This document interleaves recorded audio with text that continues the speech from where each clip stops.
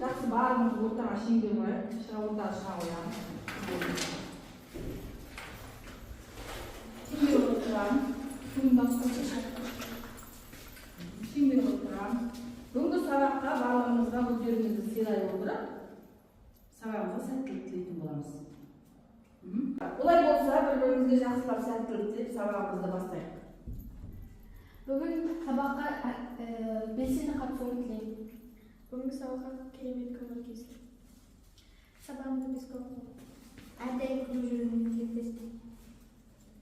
Сабағымызды бақытты болыңыздар.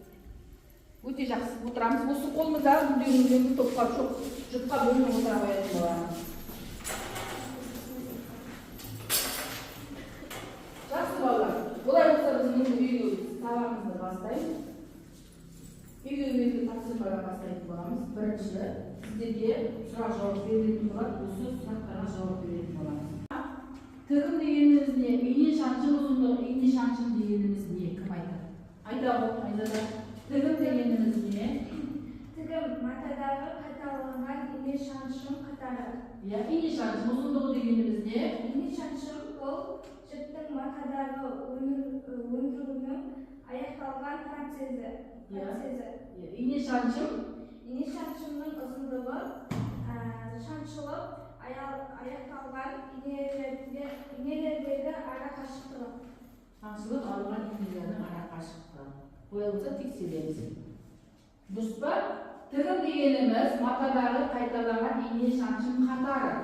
Ине шаншым дегеніміз жіптің матаға өндіруінен аяқталған процесс.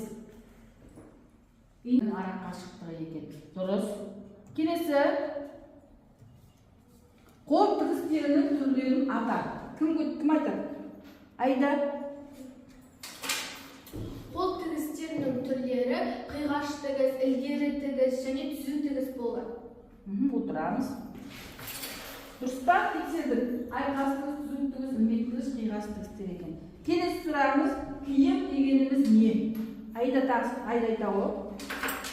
Киім дегеніміз өзін қоршаған ортаның әсерінен қорғау мақсатында пайдаланатын бұйым немесе бұйымдар жинағы. Тексерем. Дұрыс па? Киім адам өзін қоршаған ортаның әсерінен қорғау мақсатында киетін бұйым немесе бұйымдар жиынтығы. Өте дұрыс. Келесі сұрағымыз, киім жіктемелерін атар. Марта? Пайдалануына қарай, түр жиынына қарай, жасы мен жас ерекшеліктеріне қарай маусымдық бөлігі.